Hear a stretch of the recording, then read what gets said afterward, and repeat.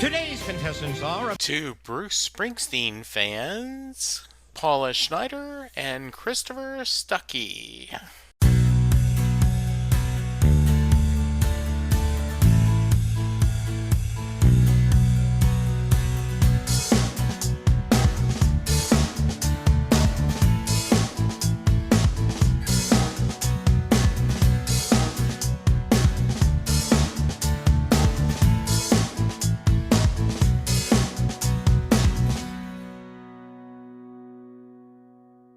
Hello, everyone, and welcome to a unique episode of Set Lusting Bruce.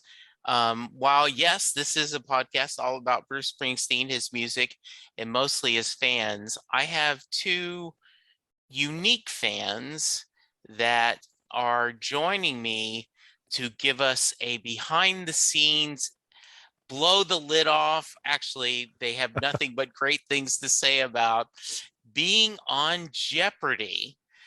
And you ask, how the hell did you get this connection?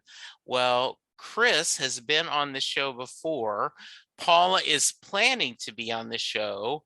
And it turns out that not only were they on Jeopardy the same day, they are both huge Springsteen fans. So, Paula, Chris, welcome to the show. Thank you. Thanks, Jesse. This was just really fun. And so I'm watching y'all's show and I'm pausing and I'm going, hey, Linda, come here. And my wife's looking like, what? Like, okay, he's been on the show. She's going to be on the show. What are the odds? I would go, exactly. So, Paula, let's start with you. Ladies first. Tell us a little about yourself. Okay. I live in Tulsa, Oklahoma. I'm originally from Brooklyn, New York. I've lived all over the country. I am an ROI trainer, which is probably the one thing people are most interested in after they've seen me on Jeopardy, because ROI, nobody knows what it means. It's a release of information. I train basically HIPAA and high-tech law, releasing medical records, but it has caused a lot of cool conversations. The other thing that's really big in my life, other than Bruce Springsteen, is I do theater. I am part of a theater company that does social justice theater, and I'm extremely proud of what we do. The only time I was ever pissed off about it was we were producing The Shawshank Redemption during mine and Chris's game, and Matt Amodio beat me to that answer, and that was probably the worst moment for me. Damn it. I mean, as a New Yorker, getting buzzed out on the New York questions was bad enough. Yeah. But the Shawshank one was tough. Other than that, I am a mother of 3, a grandmother of 3. I have 3 cats, so I guess 3 is my lucky number. And I mean, I've been a Springsteen fan. I don't remember not really being a Springsteen fan for most of my life. Well, I am going to, like I said, we are going to have you on and we're going to do a traditional episode. It's interesting. I just had the Shashan brothers on last night. Brian had been on the show before, but his brother and him joined me and they talked about being on Broadway, that Bruce's people reached out and said, Bruce wants you to come see him on Broadway because they're going to be talking a lot about your dad. And so we told, but David said, you didn't ask me any of the questions. I'm like, no, I'll have you on another time. Right now, we're just going to talk about that. So I am so glad you're here and I appreciate that. Chris, welcome back to the show. And for those of you who may have not heard your episode, why don't you tell us a little about yourself? Sure, Jesse. Thanks. I'm happy to be back. I am from Central Illinois, Bloomington to be exact. I work in corporate communications. Enjoy it very much. I also do theater from time to time, probably not quite as often as it sounds like Paula does, but I do enjoy that. That's what my degree's in, from Illinois Wesleyan University. Go Titans. But yeah, also a huge fan of Bruce, and can rewind to that episode if you want to hear more about that with me and my friends. But yeah, and a huge game show fan, which is probably more to tonight's point. Yeah, so um I, I I can remember I've always been a fan of Jeopardy. I've always enjoyed it. The it is the toughest of the game shows by far. So uh, maybe just start a little bit with you, Paula. What's your history and why did you want to be on Jeopardy? Well, my history started when I was little, and Art Fleming was the host. My mother was a big fan. I So remember that too. I love that. And I remember my mom was really good at answering, but my mother was always so impressed with people who were on the show. And then of course the show went away. And when it came back in like 85 with Alex, it just was the perfect time in my life I had the time during the day because I was newly married and pregnant. And I was like, I'm going to be on that show someday. And my one thing that I told people 35 years ago is I don't care if the final Jeopardy topic is Paula Scheider. I will never bet everything on Final Jeopardy. And I did stick to that. But the funny thing is, I auditioned in maybe May, and I only auditioned for Jeopardy. I never thought I was smart enough to really make the show. I was going to audition for Wheel of Fortune because I'm the Madame Modio of Wheel of Fortune. Well, I'd had a couple glasses of wine and I locked myself out of the Wheel of Fortune app. So I was like, okay, that's good. I'll just try the Jeopardy at home test. And I forgot about doing it. And then I got an email saying, come back for round 2. And I'm like, okay, whatever. And then I got the email for round 3. And being on camera is what I do all day long as a corporate trainer. So I was like, all right, audition me. And then one day in August, the beginning of August, I was having a really crappy day. And I got a phone call, and this woman says, hey, this is Lori from Sony Pictures Jeopardy. And my response was, no, it's not. Yeah. No, I'm having a terrible day. And she was like, well, I hope I'll make your day better. And that was the first Friday in August. And 2 weeks later, I'm in LA. And so was Madame Odio and everybody else. And it was just like, I really still to this day, I still can't, it seems like a dream I had. And tonight when we were out, I was out to dinner with friends. Somebody came up and said, were you on Jeopardy? And I'm like, okay, this is weird, but I think it'll be more real to me maybe in another couple months. But Sure. right now I feel like it's a movie I saw.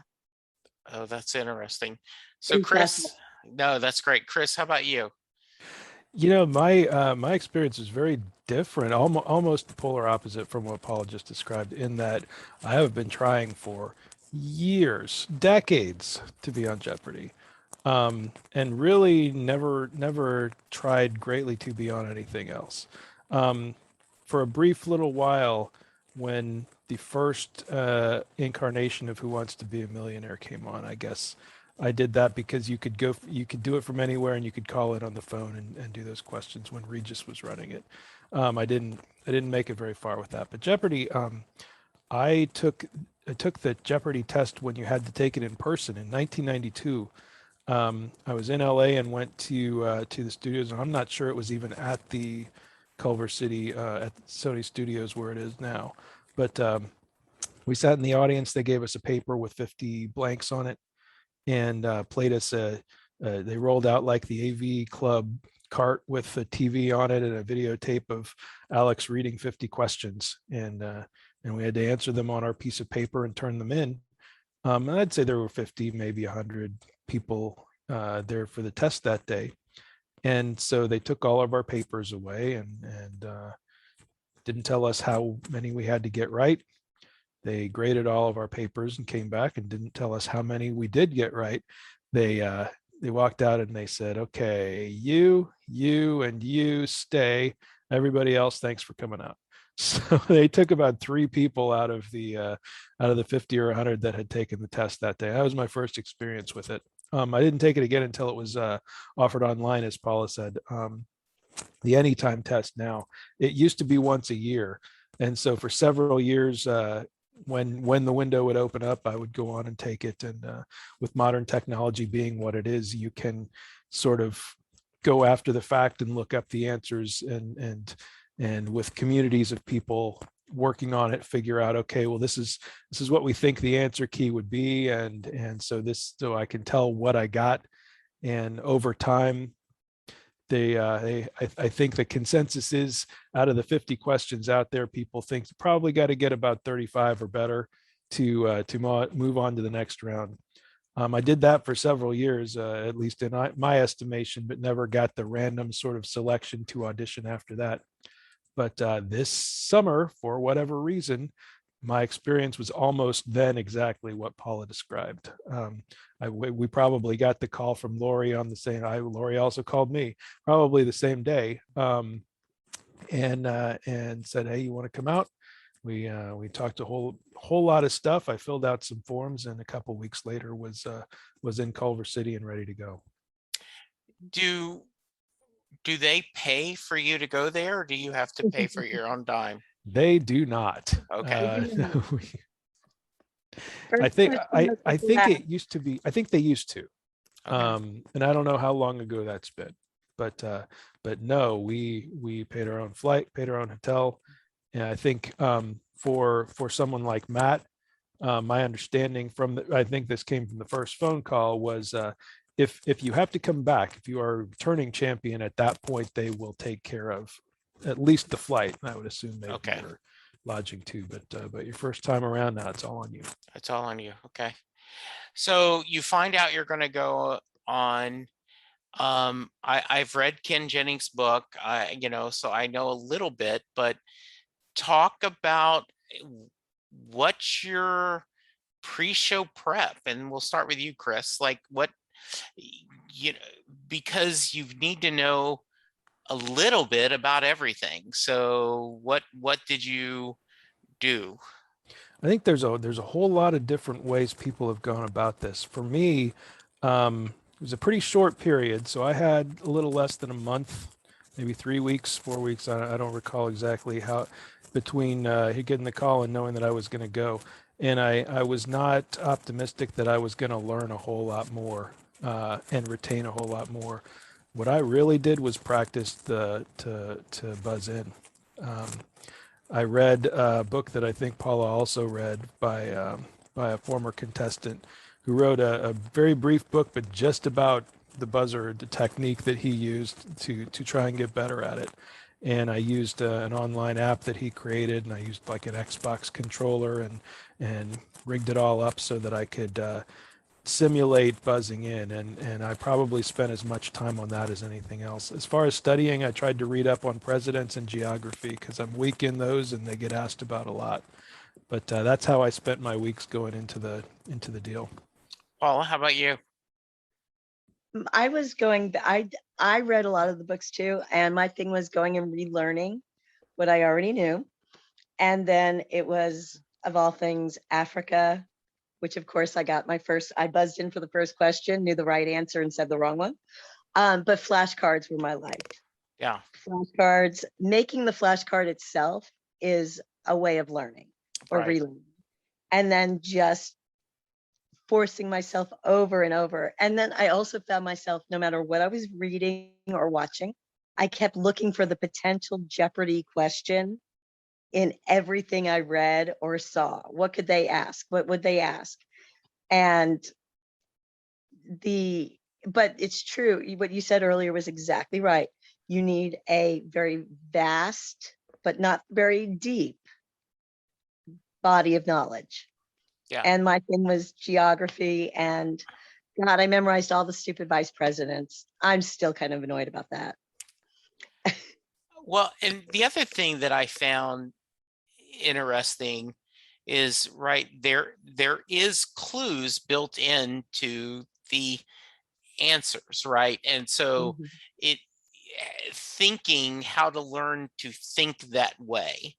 I've never, like, I've been on fan run Jeopardies, like at a Star Trek convention, they'll have Jeopardy, and they'll they'll do like the rhyming clues or other things. And so I always try to think about that. And it's the game goes so fast, right? But trying to see what is the clue they're giving you in that answer. Is there any way to train or to get you in that mindset, or is it just you either get it or you don't? And Paula, we'll start with you first. You know, I get the whole mindset thing. That's where I excel. That's where people be like, "How do you know that?" And I'm like, "I didn't know until I saw the clue in the question, right?" But the thing you're supposed to do is watch as many Jeopardy games as you can. That's a little difficult because it's not streaming. I happened to catch the one season on Netflix, and then they pulled it. So I did a lot of J Archive, which is an awesome place to go and read the past clue boards. But sometimes it really is. It's that ability to suss out the easy clue and the difficult question. And that I was really good at. I just have that kind of mind, sorry. But yeah, I think that's the best answer I could give, is you had to understand the voice of the Jeopardy authors to be able to answer. Yeah. Chris? That's absolutely right, and that's really perceptive for you to pick out, because I've mentioned, I can't think of how many times to folks since I was on the show and who wanted to talk about it, how important that is, that they give you these clues that even if you don't know the answer, you can make a pretty educated guess. So yeah, J Archive was a big part of the studying I did too. And I didn't mention before, so some of what I did, I think probably the weirdest thing that I decided to do was, instead of just watching the show, which I did as much as I could, or going through the J Archive clues myself, which I also did as much as I could, I would have my wife go to J Archive and ask me every question from the boards on a particular show. And then while I was answering, I was playing Robotron 2084 to try and simulate distraction or having to deal with, just other things besides answering the question, and see, okay, can I make answering the question almost second nature, so that even if there's bright lights and there's people running around on the stage, and there's a celebrity standing across from me who is talking to me, and all of these things are going on, but can I also think about and answer a question while I'm doing that?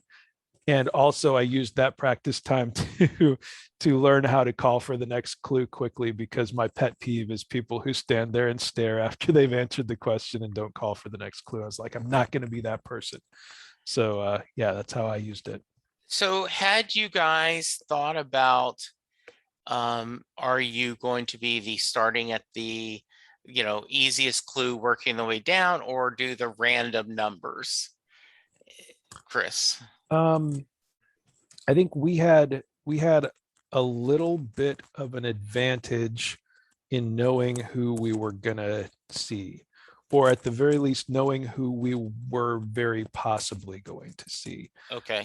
Usually I don't think it's common for contestants to go to a taping and face somebody they've already seen on television. Even with James Holzhauer, who had a pretty long run. Yeah. I'm pretty sure what I read was that the people who faced him didn't know how long he had been on until they went in. I think it's uncommon. Okay. In this case, because of the way the timing fell and the way the hiatus fell, I had watched many games with Matt playing, and at the end of the last season, knowing that I was going to be taping one of the first couple of weeks of the new season, I said, there's a pretty good chance that this is who I'm going to draw. And so I had something to shoot at. I had something to prepare for. So I did kind of study, well, what's he doing? And what could I potentially do to counter that? And really, it's just a matter of I don't think that there's any question that you could go in there and try and play the old style top to bottom game against Matt and succeed because he's too good and he goes and gets the daily doubles. And if you don't get those, you're done. So you're not going to run the board against him. And really, I think I decided that if I were to face Matt, and I did, that the only way to do would be to try and beat him at his own game.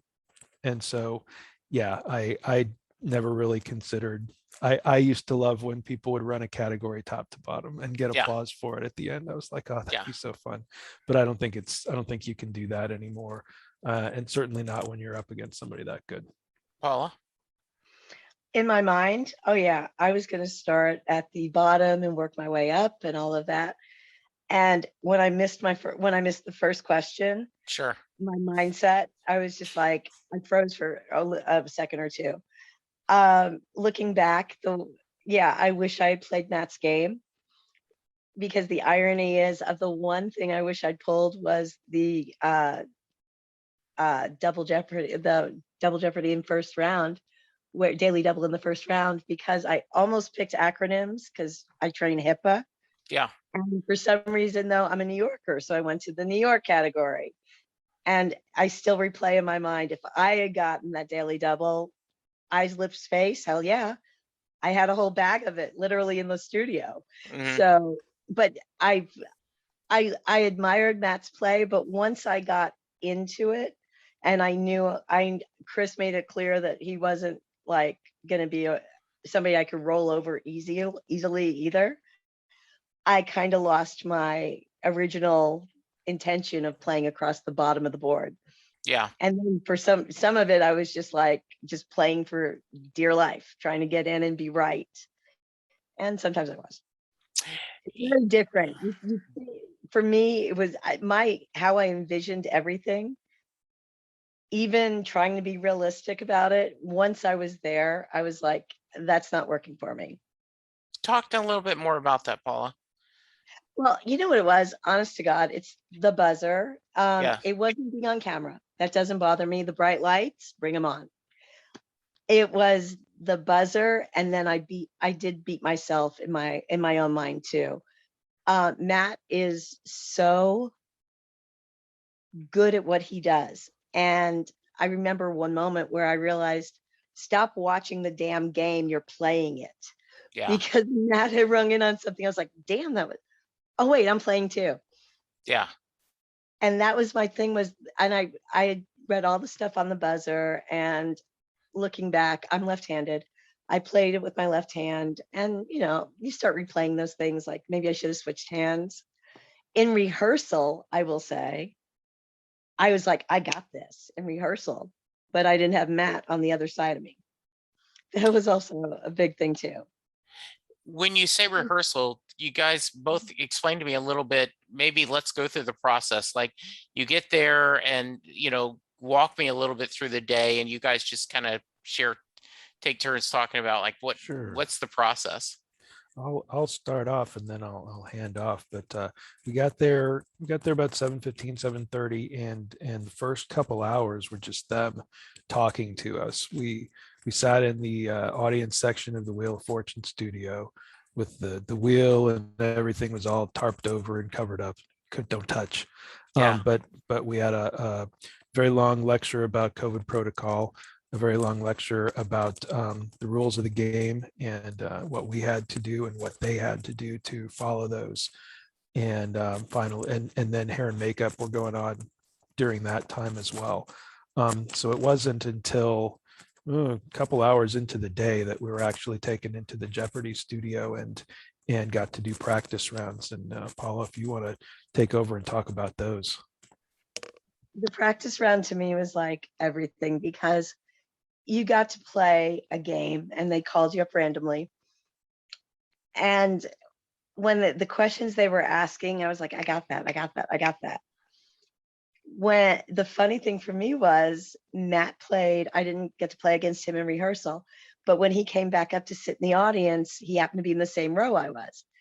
So I thought, okay, might as well chat with the guy, because he is shy.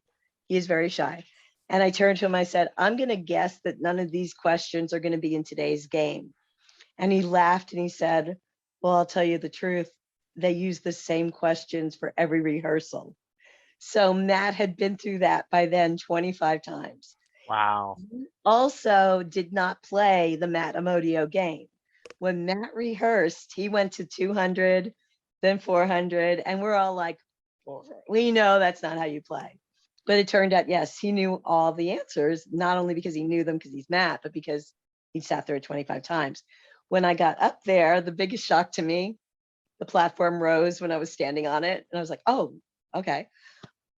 But it was so much easier for me to play when it was rehearsal. And it partially mind games, partially that I didn't have two people on either side of me who were better at the buzzer. But it was kind of that thrill of, I just answered a few questions in a row correctly on Jeopardy, and nobody can ever take that away. But Chris and I have talked about this. For the longest time, I did not remember which questions were in my game, which ones were in my rehearsal game, and which ones I even answered correctly. I know what I answered wrong, but until I watched it, I could not remember my correct answers because it's all a blur. But I will tell you, I remember everybody else's show and their answers. I mean, it's crazy. It's an out of body kind of experience. It really is. That's true. I'll just jump in real quick on that. As I had the same experience. I couldn't have told you with confidence, I think, a single question from our round that anybody else got, that I got wrong, that I got right, because yeah, it just all melded together. But I think part of that is a function of, to some extent, you just kind of lock in. Yeah. And that's how I felt during our game. Was just like I was shaken for the very first segment, before the first break, before Mayim interviewed us, did the sort of getting to know us questions. My hand was shaking. And once that break was over, once we had gone through the answering the questions, for whatever reason, it was like, deep breath, okay, and now here we go. And at that point, I was so there and so present for the rest of it that I wasn't registering anything. I wasn't making any memories of it, I think, honestly. And so I was very anxious to see the tape, the recording when it finally aired, just so that I could see what happened. I didn't remember that I'd gotten one wrong, frankly. I think I would have told you, not confidently, but I was like, I think I got all of the ones I answered correct. That was wrong. I had missed the very first one that came up. I gave Sergio Leone as an answer. It should have been Ennio Morricone.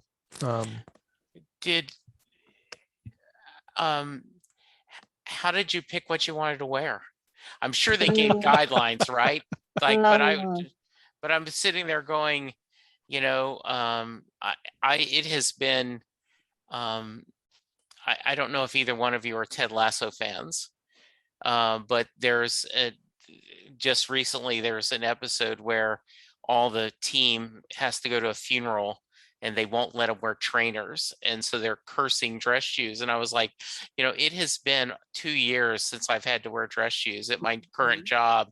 So I would be feeling that way. So, and I can't think the last time I wore, well, yeah, I did when I was interviewing for my last job, was when I wore a jacket and a tie.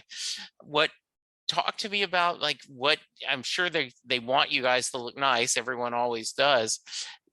Did you have a lucky pin? Did you have, something, did you wear a Springsteen t-shirt underneath? Talk to me a little bit about that. I'll start with you, Paula.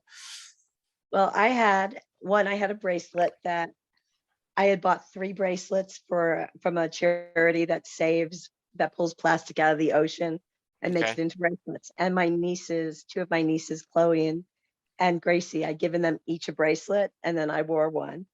But my challenge was, since the pandemic began, I've lost 75 pounds. I Wow. literally had nothing to wear because when I work, all you have to see is from the shoulders up, right? Well, they said, you had to have something you could clip the mic pack on, business casual. I couldn't remember the last time I wore heels. I did bring heels with me to the studio. They stayed in my bag. I wore flats during the Okay. show, but I literally hit like every store I could to find something that I could wear. And they told us to bring 5 days worth of clothes. I'll tell you right now, finding business casual clothing after the pandemic is not as easy as one might think. I can imagine. It was a pain, and the one thing I joked about was I was kind of glad. The one thing about not winning is I hated the rest of my wardrobe, but I picked the one thing that I liked best of everything, and it still wasn't my favorite. But yeah, you had no prints, and I've been on television before. I knew no prints. I knew the colors that looked good on screen. I knew the colors that didn't. But the problem was just finding clothes that actually fit me. And that was one of Mayim's potential questions for me. That we give 5 facts. And I was kind of waiting for her to hone in on the wardrobe thing, but I'd been told in advance which question she was going to ask me during the get to know you thing. But yeah, it was a pain in the butt. And I've worn heels once since I was on the show. And I see no reason to ever do that again. I've done it. I've proven I can do it. I did it for years. I'm all about flats now. Well, congratulations on the weight loss. Thank you. That's a wonderful accomplishment. How about you, Chris? Very similar. Yeah, I had not had to be in the office, and needed some new clothes. I really went on kind of a spree for a couple of weeks leading up to going out to California, get some new stuff. And yeah, it is kind of sparse out there for business casual type clothes. Now, Paula, I don't know if you feel the same way, but I got the feeling that frankly the whole emphasis on look was kind of a Mike Richards thing. They say to Oh, you on that Okay. call, our hey, executive producer really likes a certain special look. yeah, Okay. yeah. So they gave some guidelines in the email that they sent. Pretty helpful actually for me, honestly. There was a Mhm. little collage of look like these people, don't look like these people. And Mhm. that's exactly the kind of help I need when I'm going to go clothes shopping. It's like, Mhm. show me what you want.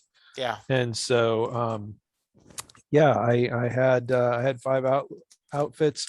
I ended up going with the suit that I had bought before, actually, not any of the stuff that I'd gotten just for that. Didn't have anything special on. No, I didn't have a Bruce shirt underneath.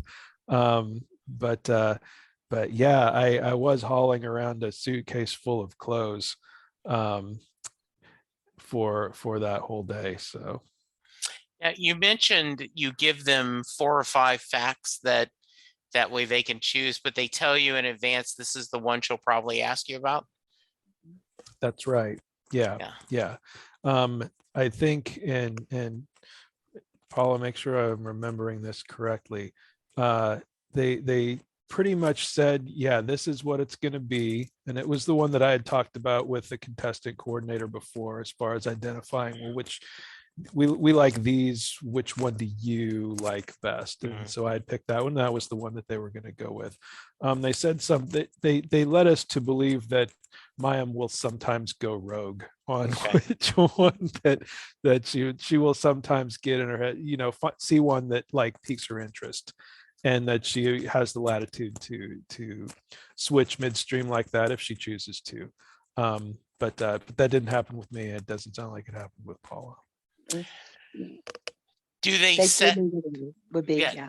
do do they, you know, one of my things that I've done career wise is when I'm in a business meeting, I tend to, partly because maybe I'm a podcaster and partly because I know that I can overtalk. So I tend to be very, like, if I'm in a presentation, or if I'm in a quote unquote board meeting, a thing, I tend to try to make it very succinct. Like I answer the question, got to do it very quickly, and then move on.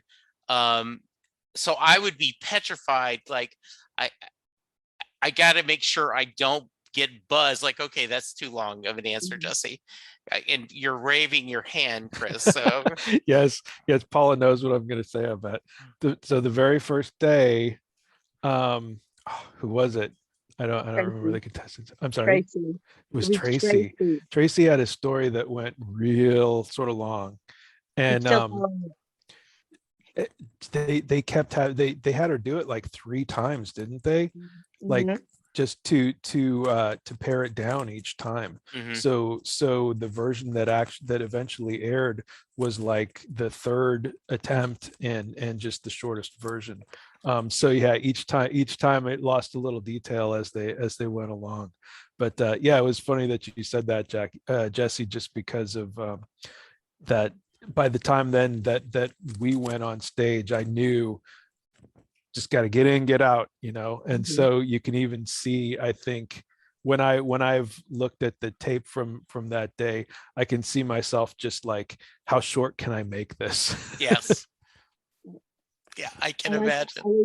I did the same thing. The story I told, I mean, I could have gone on and on about the hotel and the wine, and I mean, but in my mind, I was like, okay, pare it down, pare it down, pare it down. And Chris provided me the perfect segue. We did not know each other's question. So when Chris talked about meeting his wife through musical theater, I had the perfect segue into, well, when I was with my theater company, and, it would have been perfect if Matt had had a theatrical experience too. Yes. But after seeing Tracy have to retake, I was like, okay, cut that. And I had that time to rehearse, which I do for a living. So it was like, okay, that's a cool fact. You can pull that fact out, but keep the story, the main line of the story. And the funniest thing is, one of the few things that I've been given crap about online is somebody commented, wow, all that build up and it wasn't even a celebrity. And I'm like, really? You weren't impressed? But I responded with a list of all the celebrities I've worked with. So that was my answer. Yeah. But yeah, I lived in terror of that moment of, okay, do it again. Plus, Mike Richards was there for our show. He was not there for the first 2. We went to lunch, then Chris and I came back, we were going next, and Mike walked in, and that was part of my, okay, that's him. And I assumed he was going to be a little more challenging, and I think I was right on that one. Did you know who he was? I mean, so? Oh, okay. yeah. Yeah. Oh, yeah. Yeah, we see.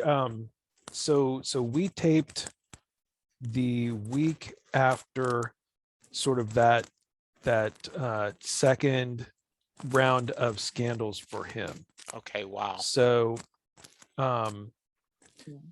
they began taping for the new season the Thursday before we arrived to tape on Tuesday, so less than a week. So the timeline was like there was these revelations right after he was announced as the permanent host, and they weren't great, but they didn't seem like they were going to sink him. And then so that Thursday, I'm preparing to I'm in my final preparations to leave on the following Monday. That Thursday, there's an article that goes out on the Ringer that is much more in depth and much more embarrassing, I think, and damaging to him. He's taping the first week of this season on that day. And then the next day, Friday, they were going to tape 5 more shows. Instead, he stepped down as the host and they didn't tape any. So we got an email from one of the contestant coordinators that Friday basically saying, we don't know what's going to happen, stand by. So I didn't know if I was going to get on a plane. I didn't know if I was going to go then or be delayed, or they were going to have to hold off and look for somebody else to host.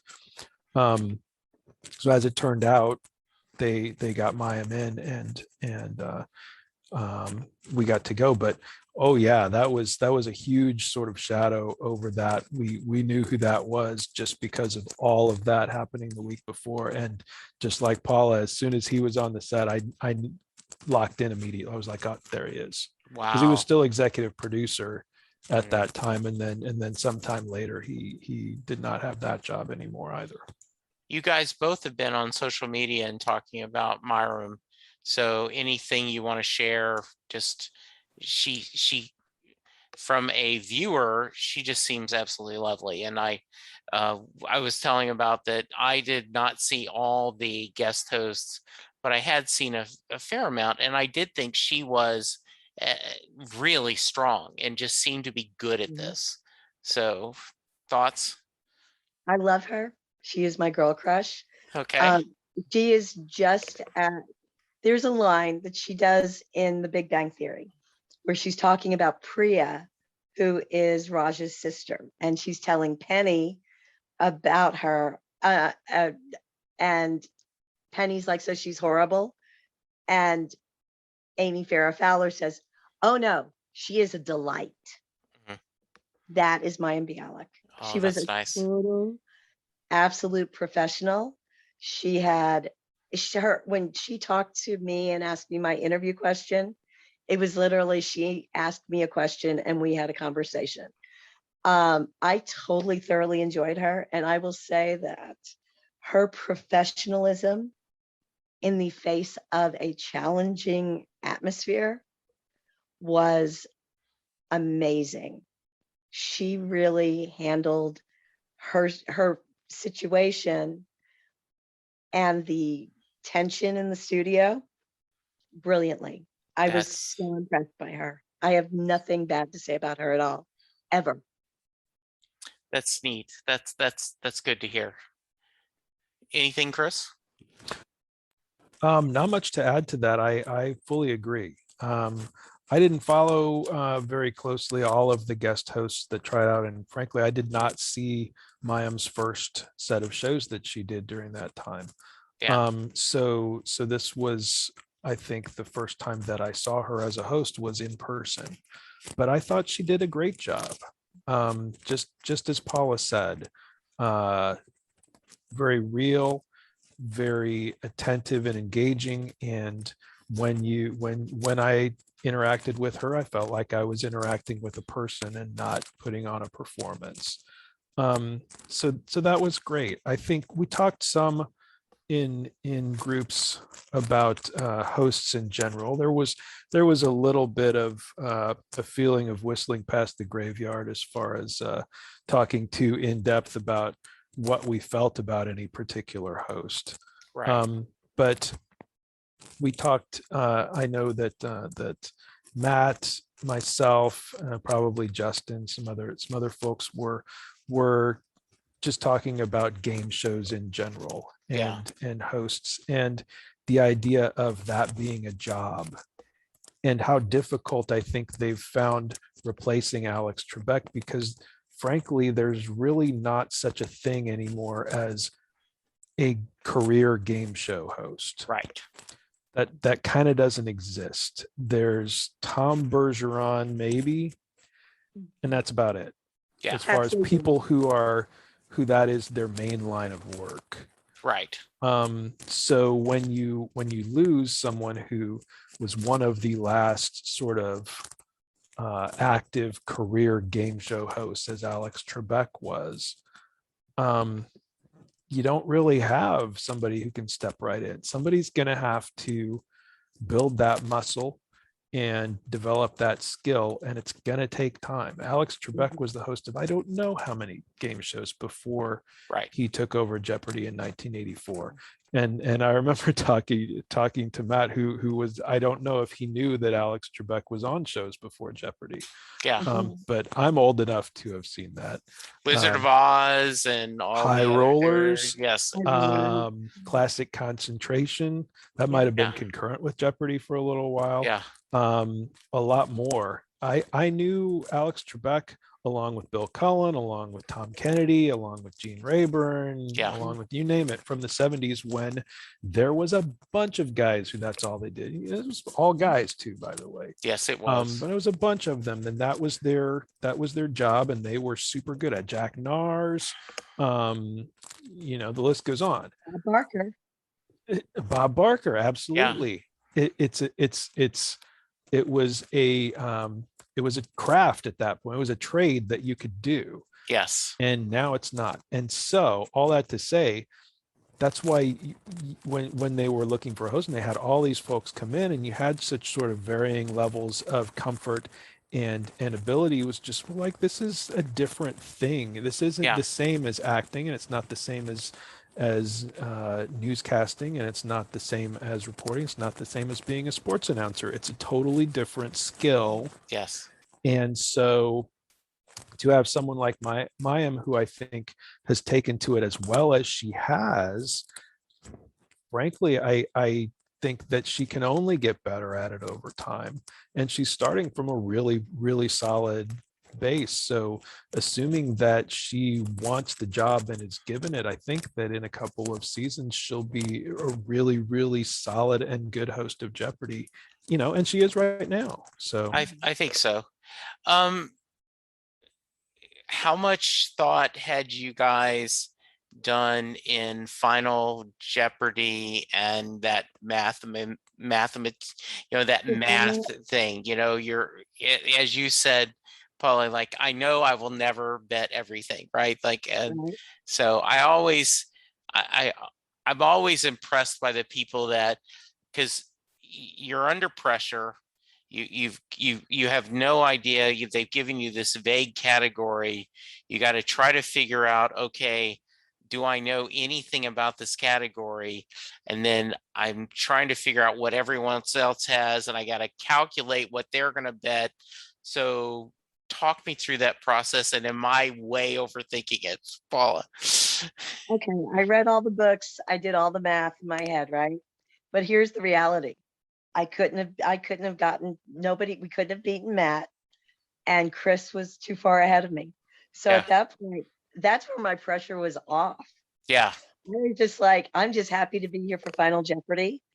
The one regret I have is I had thought about it and I forgot. I was going to bet $26 in honor of it being Matt's 26th victory. Oh, nice. And up until the moment I took the pen in my hand, that's what I was supposed to do. And instead I wrote $29.99, because in reality, it didn't matter what I bet. Right. I couldn't win. So I was just like, I'm now I can relax. But before that, I played all the scenarios out, and math is never my strong suit. But I was like, okay, if I'm this far ahead, then this is what I can do. And depending on the topic. I thought landmarks. Okay, that one's easy. Chris, your turn. Very, very similar thought. There was sort of, in that final commercial break before Final Jeopardy, I was starting to decompress already. It was like, well, that was that. I can't catch Matt. So I do wonder, off the subject of betting, one of the things that sticks with me is, okay, if it had still been a horse race at that point, would I have paid more attention to the question? Mm-hmm. Because I believe that if I had read more carefully, I would have had a better chance of getting it right. Agreed. But it didn't matter. I will say, as far as betting, there's a really helpful guide to that a former contestant had put on the web, easily searchable. I do not recall the name of the site, but he's gone through and sort of laid out the tenets of, okay, well, these are the things you have to think about. and he went far more detail than what I would have needed. But I sort of was like, okay, well, so if you're in first, here's what you have to consider. You know, how much do you need to bet to not be in danger of the other person catching you if you are wrong and they are right. Yeah. And if you're in second, you know, how do you have to guard against the third place player? Do you bet everything and just throw caution to the wind? I mean, it's all laid out there, and I probably would have done okay with it, but I'm not good at math either. And so I sort of felt good that it was like, I could have, if I wanted to, spent the time to figure out, okay, well, how much can I bet to the dollar to make sure that I, even if I miss it, will stay ahead of double Paula's score. Yeah. But in the end, I was just like, well, $5,000 falls in the range, and it's a cool round number, and I know that I know that it's safe. That's So good. I just did that and saved myself having to do any paper and pencil calculations real quick. So I am a child of the 70s. I graduated high school in 1977. I spent many summer vacations in front of the TV, you know, just going through all the game shows till you know, my mom's soaps came on, and then, you know, she got the TV. But so did you get rice-a-roni? Do they give parting gifts anymore? I was so bummed. I was like, come on, at least rice-a-roni. Nope, no San Francisco treat. The No home ceramic, game, the no home game, right? ceramic Dalmatian. Nope. No Yep, Z-Brick. we get a check 120 days after our air date, Yeah, and reimbursement for our COVID test, that's right. minus No, California tax, we got a baseball cap and, Okay. and a Oh, little that's right. bag. and a tote bag. Yes. Okay. With the baseball cap on. I really wish we had been able to like sign each other's caps or take a That was- picture together. Or None of just us go had out for a phone. damn drink afterward. Yeah. You know what I said? I was like, I don't know about you guys. I want to go find a pub trivia thing and Yes. kick all their asses Yeah. That would because I have been felt like I so needed fun. some sort of validation. Mhm. But when I got back to my hotel, I was beat. I Yeah. was exhausted. And I couldn't find a pub trivia, but I was that close. If there had been one, I would have been like, we're going. And Guhan isn't 21. So he was, as we all know, many times. I think I was the oldest in our cohort, and Guhan was the youngest. Yeah. And I told him, I was like, you know, you're an adorable kid. I'd let you babysit my grandkids. And that was like his favorite compliment. That's But yeah, nice. he was like, I can't go to a bar. I'm not 21. And I'm just like, I can't even have this conversation now. Do you not get a photo of like you on the set, or I mean, you know, with Myram or anyone? Yeah. We Okay, did you get do. the press Okay. pictures. We It was got like one. a casual kind of selfie thing. We didn't get to do. Right. Okay. No phones in there. We got one behind the podium and one with the host. Okay. We were like super far from. It's like here's a wide angle picture of me on one side, and way over here is Mayim. Well, with COVID, yeah, I guess that you Exactly. do have to worry about that. Yes. I'm jealous of the folks who it seems like 90% of the people who have been on Jeopardy, you can tell because that's their profile picture on social media. Right. And I am now part of that group, but Mhm. many of them I'm jealous of because they have one with Alex, and they're like right next to each other. Yeah. And it's like my one, I couldn't use my one with Maya because we're like 15 feet apart. Yeah. I guess you could crop it and, you know, kind of mesh it. I suppose so. I will give you this. I was telling you guys that David and Brian Shoshan were on just yesterday. I recorded, and Bruce came out and Patty came out, and he went to hug them, and Patty yelled at Bruce, "No, we're not hugging. We're not hugging." Because of that. To me, I'm a hugger. The Yeah. fact that I didn't shake hands with Chris or Matt, or hug Matt or hug Chris, I mean, that's Yeah. like everything I'm not. Oh But yeah.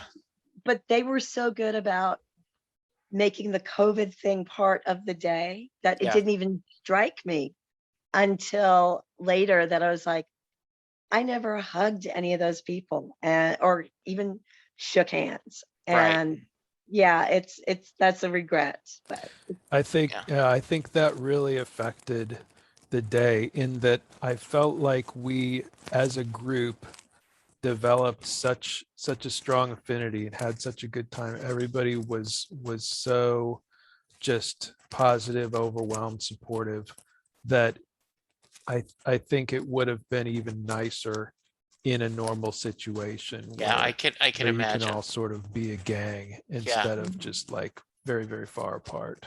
Good. Mhm. Final thoughts, Chris. Anything that I didn't ask you I should have? Any kind of Well, summation of the yeah, journey? I want to talk about that famous guy a little bit. Okay. So as of the time we are taping this, Madame Odio is still enjoying his run, um, having a great week so far this week. And I had said earlier to Paula in a message that I think at the end of the end of the week that we were there for the taping of when Matt crossed $1 million. And I was like, well, it's going to be nice to be able to watch these episodes now and once again not know what's going to happen and be with everybody else. So I'm enjoying that. But I couldn't be a bigger fan of the guy at this point. He was engaging and friendly, as Paula said. He was a little bit shy, and you could tell that it's not his element to be super outgoing with folks. But that being said, he could not have been friendlier. He never took advantage of the fact that he did know the place and all the Hmm. people. You could tell that the crew was liked him so much, and he was sort of one of their own at that point. But he didn't try and use that to any advantage. I had lunch with him. In as much as we were allowed to have lunch with anybody, which was sort of Hmm. at two ends of a very long table. Yeah. But he and I, but right before our taping, sat and had lunch. It was about a 45-minute conversation where we just talked about everything under the sun. He's originally from Cleveland. My daughter, as you and I have talked about, is now going to school in Cleveland. So we talked a little bit about the city, about sports, about his work, experiences I've had, and just what a nice guy in that situation to continue to sort of be everybody's booster. um, he did that then. He's done it on social since then. The one thing he engages almost everybody that wants to interact with him, which has to be very time consuming for Sure. him. The only time I've seen him get sort of prickly on social media is when people are bad mouthing his competition. He'll Yeah. jump in and say, not at all. He's like, Yeah. I'm playing against tough people every day. And the fact that you're not seeing it is not reflective of anything. That maybe I ran over, a couple of contestants this day, but all these people are qualified to be there, and I'm proud to be playing against him. And just he's doing everything right, Yeah. and I can't say enough nice stuff about him. Like I said, I'm a big fan at this point. I'm happy to see him continue to have success. That's nice to hear. That's really nice to hear. Paula, how about you? Any Um, final thoughts? well, it's funny because somebody asked me tonight at dinner, and I said, you know what? If I was 30 years young or 20 years younger, I'd have the biggest crush on Matt. The one word that comes to mind for me is humble. His humility is not put on. When he wins and he makes that face of, oh my God, Yeah. it's real. And one of the best compliments, Chris, do you remember when we left the studio and we had to walk like baby ducklings 6 feet apart? And Matt said, wow, I think we only have one triple stumper. I'd want to be on a trivia team with you two. And I'm like, yeah, let's be on this trivia team. But a 30-year-old kid, I'm sorry, I hate to say it, Sure. he's 30, to me, he's a kid. A 30-year-old kid handling that much pressure considering not only playing the game, but all the other stuff going on. Who's the host? Do we have a host? Yeah. I mean, all of that. And he adapted so brilliantly. And I've told him on social media, your parents did an amazing job raising you, That's because you nice. cannot be that decent of a human being without coming from decent human beings. So I told him it was an honor to lose to you. And the other thing I said to him was, I hope you go all the way, because losing to Matt, I have no problem with. Losing to Matt being the best of all time, I'm even better with. Oh yeah, that's He really deserves, nice. he That deserves it. that's great. That's really good. Chris beat me fair and square. I mean, Chris coming in second, he beat me fair and square, and I have no problem with that, which is funny because if in real life I tend to be kind of competitive. I'm the oldest of 6 kids, but I knew I was with people who were my peers or better. And so I was like, okay, I'm good here. And that's one of the greatest things about Jeopardy is I've been on it. Nobody can take that away from us. I didn't win, but I don't feel like I lost because I was chosen to play. So I like to say I didn't lose. I just didn't win. Yeah, I think that's really well said. And um, it is, I talk we talk about people competing in the Olympics or something, and just the thrill of representing your country being that high in a level, then much less if you can, make the podium, is just impressive. And it's like going back to other sports, like finishing the Tour de France, where you may never ever win a stage or get close, but you start at the whole beginning and end. There's a lot to be said for, and this is, a unique journey. I mean, I realize a lot of people bet on Jeopardy, but percentage wise, not that many. And especially when you throw in huge Bruce Springsteen fans and Jeopardy contestants, right? That is a very Mhm. small subset. This has been great, Chris, Paula. Thank you both so much.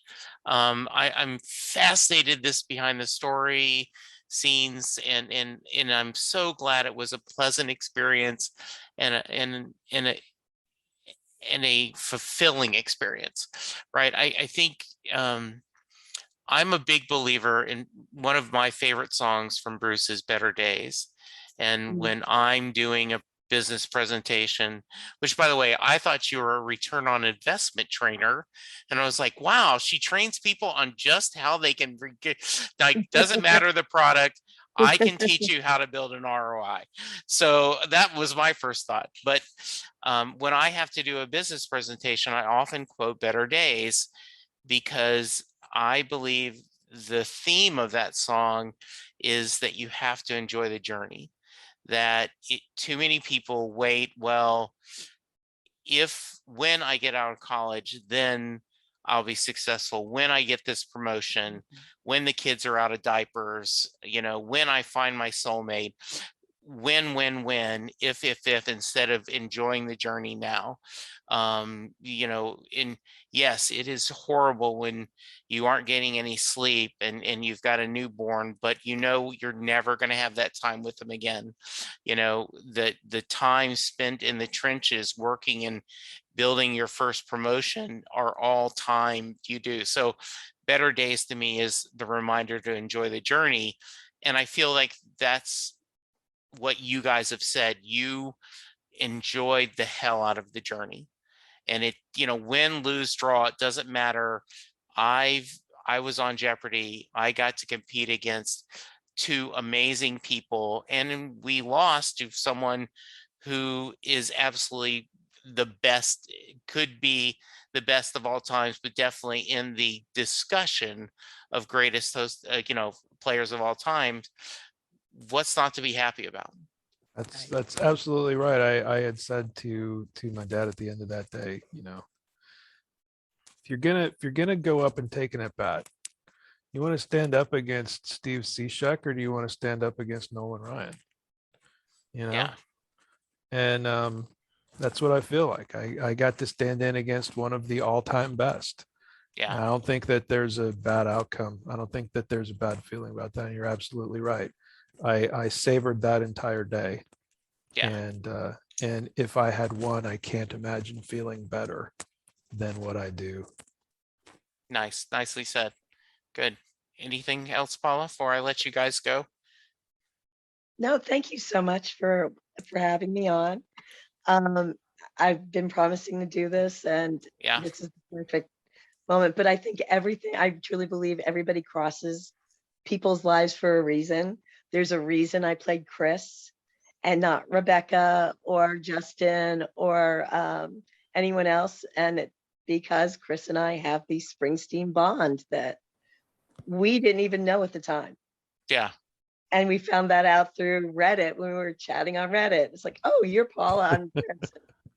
But I will leave you with one thing. The one Please. thing that made me scream and yell and curse, Final Jeopardy, Monday, after our week is over.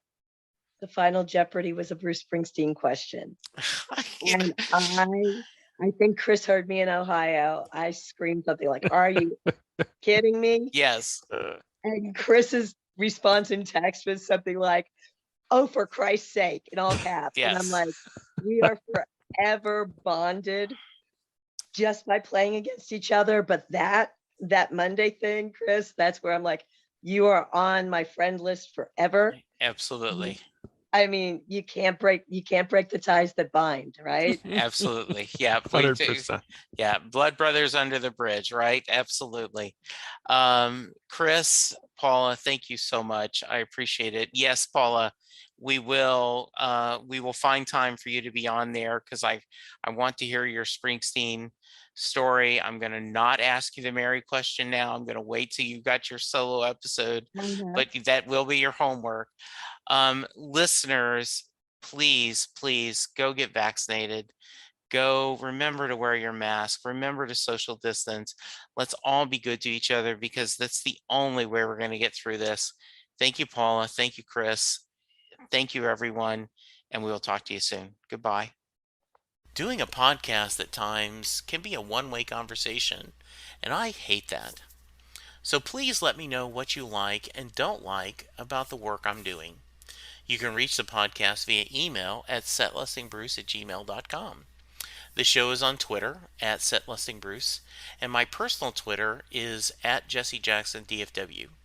We have a website, www.setlistingbruce.com. From there, you can find links to other Springsteen podcasts as well as other music-themed podcasts. We have a page devoted to our own SLB All-Star Band. These are guests who have been on the podcast more than 3 times. There is a link to our store where you can purchase Set Listing Bruce shirts as well as a Mary Question t-shirt. There is a link to our Patreon page where you can sign up to help support the podcast financially. We have different levels and different rewards based on your support. If you don't have any extra cash, and right now who does, you can support the podcast by subscribing via your favorite podcast player and leaving us a review. The more reviews we have, the easier it is for people to find us. And please tell a friend about the podcast, especially if they love Bruce or music, because it will make a difference.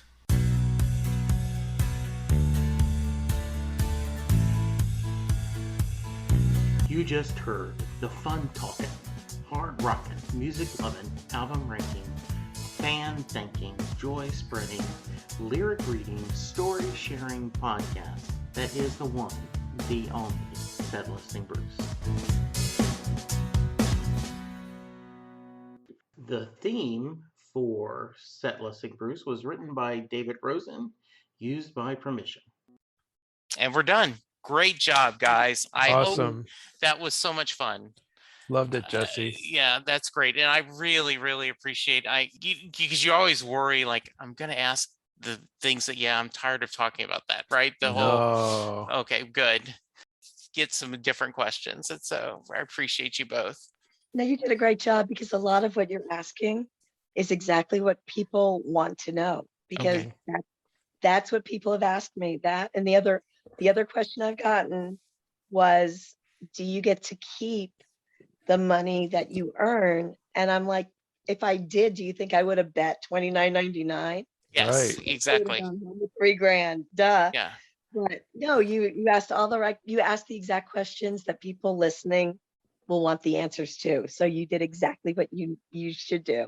You Agreed. you are both sweethearts. Thank you. All right, you guys have a great night. Thank you again. We'll talk You soon. You too, Bye-bye. Paula. It's nice to talk to you again. Good to see you, Chris. We'll talk